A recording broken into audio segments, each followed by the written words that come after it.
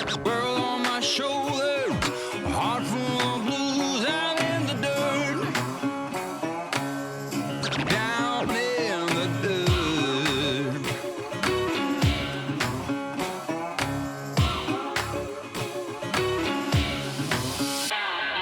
Hello, sports fans, and welcome to the inaugural episode of the KSN Underground Podcast. My name is Brian Gailey, and I am the host for your podcast. For those who do not know, I am the publisher and owner of Klamath Sports Network and sister company, Klamath Falls News. You may also know me as the sports photographer you see along the sidelines at the games. Thank you for tuning in to the all-new podcast. If this is your first podcast, welcome. If you are a seasoned podcasting veteran, you might find that the format of this show a bit different than most. I have designed the KSN Underground Podcast as a show focused on high school sports athletes, coaches, and programs. It's all based around a conversation between myself and our weekly guest.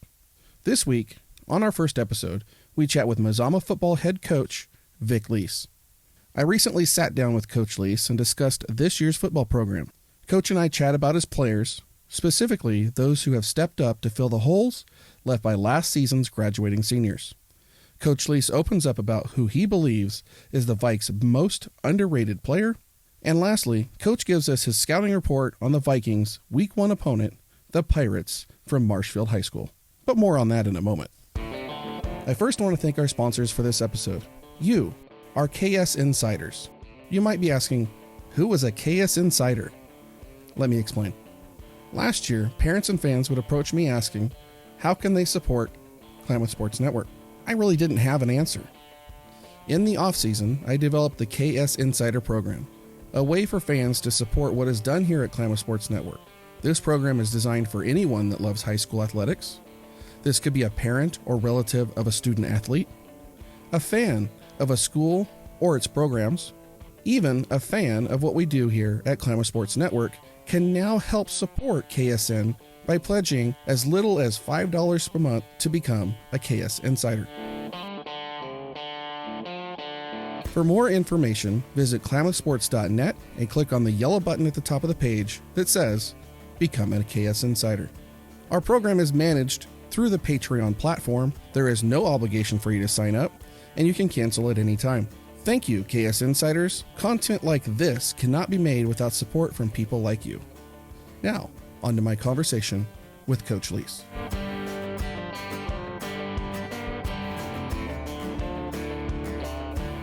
For those who may not know, Coach Lease is entering his 25th season as a football coach.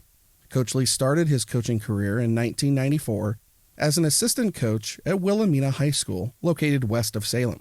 Since then, he has coached at Silverton, Santee Ann, and Mazama. Coach Lease even has a few years with Lost River, too. Over those 25 years, Coach Lease has a record of 103 wins and 83 losses. He has coached the Mazama Vikings to 7 consecutive Skyline Conference football championships.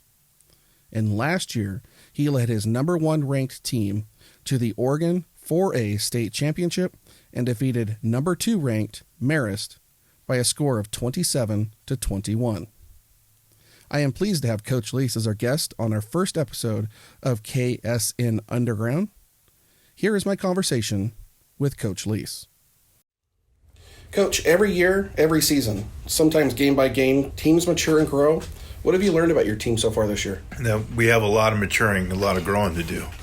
We played fairly well at the Jamboree last week, but made a ton of mistakes, and we got to get those cleaned up if we're going to have success against a good opponent like we're facing this Friday.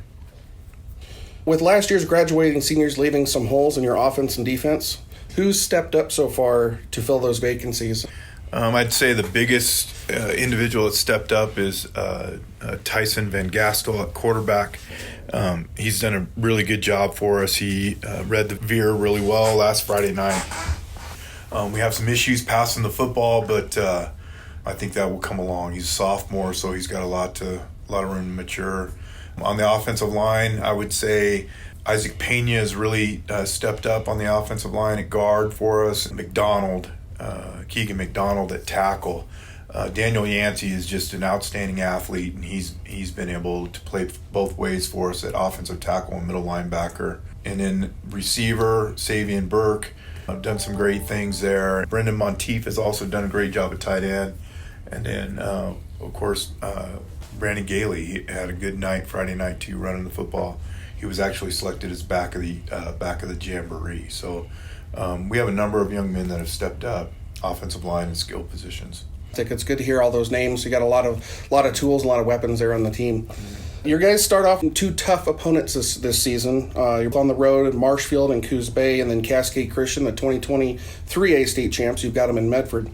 I know you guys will be ready for both teams, but first you face Marshfield. What's your scouting report on the Pirates, and what do you see as being their biggest threat? They're an exceptional passing team. They have a quarterback that is a 2-star rated athlete. They got receivers all over the place. They got a 6'7" kid. They got a 6'3" kid. And they go up and get it. They're going to be tough to defend. Defensively, I think they're going to be good. I don't think they're like outstanding like they were 4 years ago when we played them. That's the reason they beat us, is because their defense was outstanding 4 years ago. This year they're a different team. Offensively, they rely on passing the ball downfield and getting the ball to those big receivers. So we have our hands full there. It's gonna be a very tough game defending them more than anything else. I think we're going to be able to do what we do, and that's run the football. But they're going to be tough to defend. You talked a little bit about your QB1 choice. Let's go back to that for just a moment. Tristan last year did a remarkable job for the Vikings last season. He led the Vikes to victory of the state championship. He has gone on to play ball for Western Oregon University. Those are some big shoes to fill.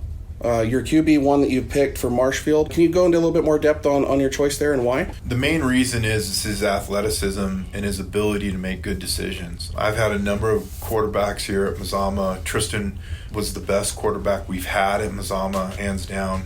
And he became that individual that made good decisions, became a game manager. He had a lot of talent around him, so he was able to distribute the ball to that talent in key situations, and he made exceptional decisions. And towards the end of his senior season, he got to the point where he didn't make mistakes in critical situations, and that's really what I need from a quarterback in our offensive system.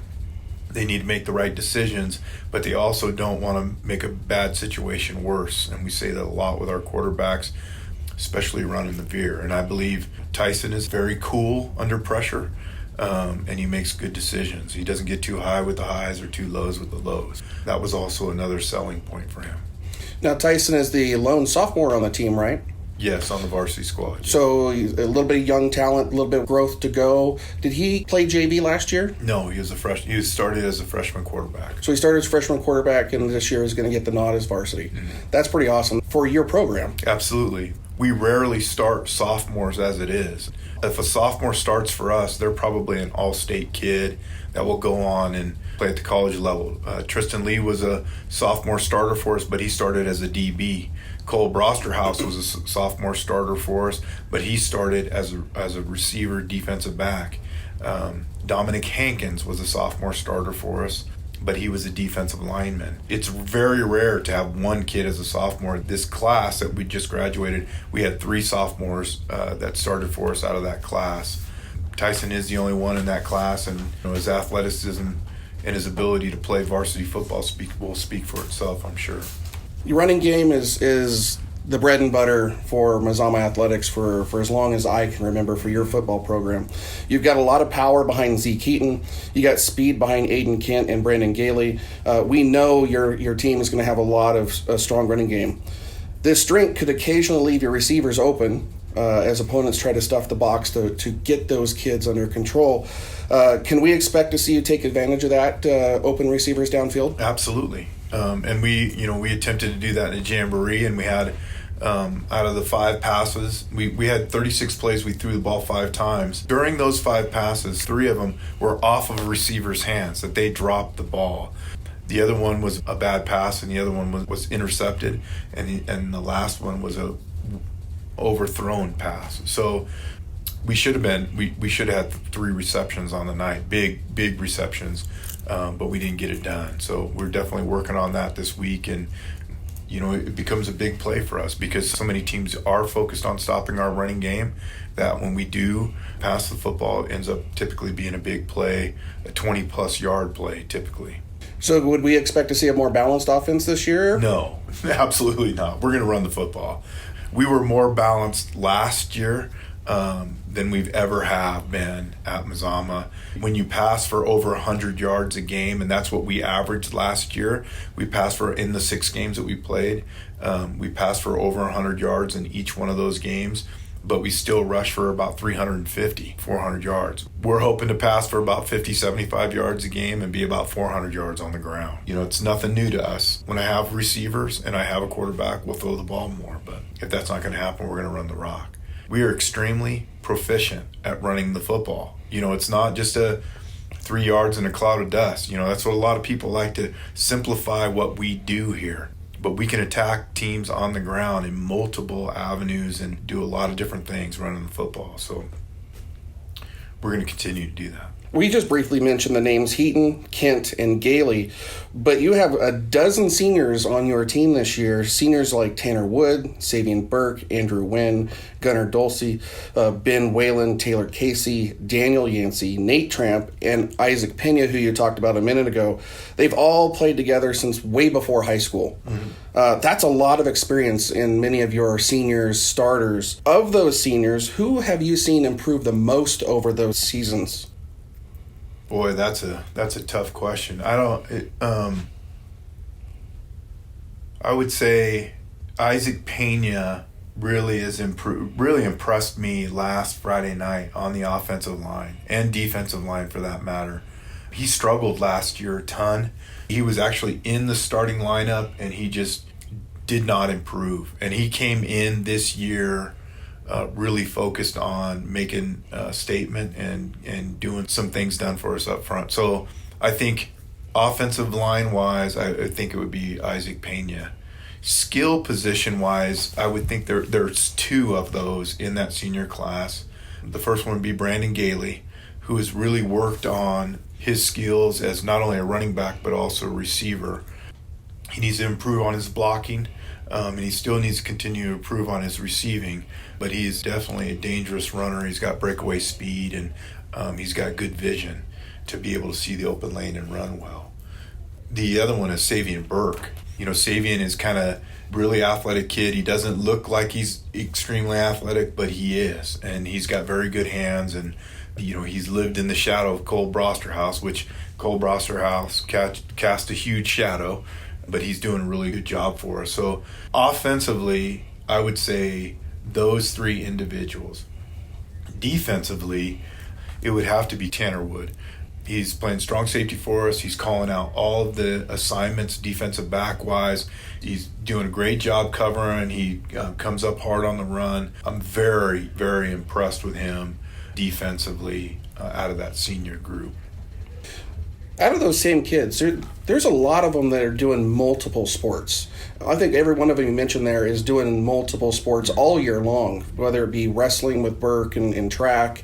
Gailey is doing track as well. You got a lot of kids that are doing multiple things. Those other sports have to be able to help out on the football field as well. We encourage multi-sport athletes. My wife and I, we've raised our own children that way to be multi-sport athletes. My wife was a 3-sport athlete in high school. I was a 3-sport athlete in high school. And as an athletic director, we encourage multi-sport athletes.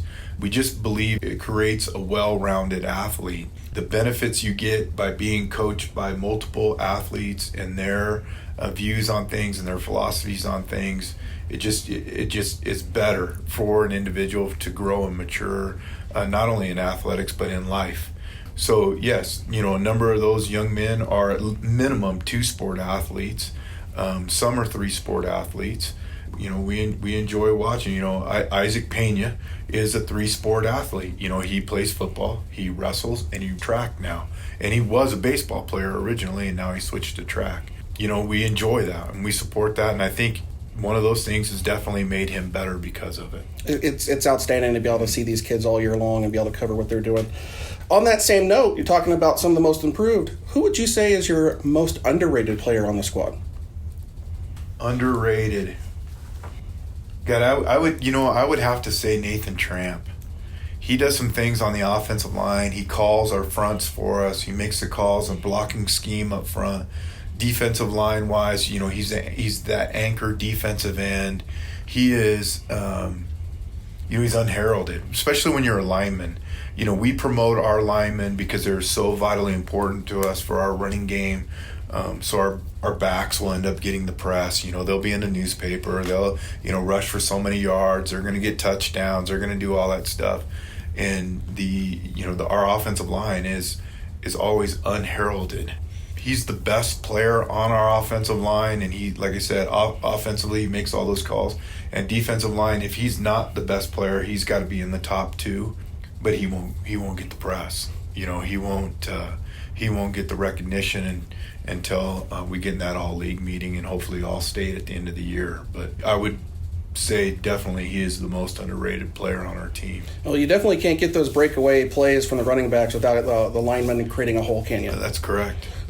In Tramps, we've been watching him for years now, and he's done a remarkable job, and he's a leader out there on the field as well. Everybody kind of rallies around him. Yes. And, he was selected. Our 3 captains that were selected in the votes this year were Nathan Tramp, Daniel Yancey, and Brandon Gailey. It's fantastic. The things that we get to see out there and experience this year, I'm already smiling and looking forward to it. This Friday over in Coos Bay is going to be awesome. One last question before we wrap up, Coach. You have been coaching for quite a while. We chatted over the off season about where you came from, how you got here, how you got started in coaching. Maybe that's a conversation for another episode of In Underground. But what I'd like to know before we go is, what is it about football that is your favorite part about coaching? When I was a kid, I came from a very poor family. We didn't have very much at all. My sense of pride, my sense of identity, and who I became is all rooted in football. Coaches over the years that developed me as a young man, the teams that I got to play on, the championships that I got to play for, being selected as a captain, those types of things were difference makers in my life, and they molded me. And so as a coach, I feel very responsible to give back to these young men that I got so much from football. I want to give them those things. I coach hard. Anybody that sees me knows that I coach hard, but I'm not belligerent. I'm not derogatory to my kids. When we talk about things, it's specific about their play when I'm talking about football. But after that, when it's all said and done, we'll sit down and have dinner together. They've called on me. That I still have kids that have played for me. They come and visit me at my home. Talk on the phone. All those things. We check in with each other over the years, and I got guys that are in their 30s now that have played for me, and in making a difference in their lives, teaching them how to grow and be a responsible man. The biggest thing about our program is the one thing that they will get when they graduate is how to deal with adversity correctly. In this day and age, there's too many guys that are faced with adversity and they want to crawl into a bottle or crawl into a pill bottle or do something that makes them numb and disassociates them from the problem and overcoming. And we want them to learn how to deal with it, and deal with it the right way to overcome. We say, that adversity is only an opportunity to get better. That's all it is. It's just an opportunity to get better, no matter what you face. Not pout, throw your hands in the air, and and be that guy. You want to be the guy that's a leader and is doing the right thing. And if I can teach these young men to do that, then I've done my job. That's fantastic. Fantastic. Well, thank you, Coach. Is there anything else you'd like to add today? Go Vikes. We will see you this Friday in Coos Bay at Marshfield. It's going to be an exciting game. Absolutely. All right. We'll see you there. All right. I want to give a special thank you to Coach Lease for being on the show this week and discussing Mazama Football, the student athletes, and a bit of strategy heading into their season opening game against Marshfield this Friday night on the road in Coos Bay. Klamath Sports Network will be at Marshfield with a pre-game show live from the field. Throughout the game, we'll be providing updates via our social media, So look for those updates on Instagram, Facebook, and Twitter. Just search Klamath Sports Network and give us a like so you don't miss out. For those who cannot attend in person, the game is scheduled to be broadcast by our friends over at Table Rock Sports via their YouTube page. This episode is brought to you this week by our KS Insiders. If you would like to learn more about the KS Insider program, visit klamathsports.net and click the yellow button at the top of the page. For my guest, Mazama Football head coach, Vic Lease, I am Brian Gailey, and we will see you on the field.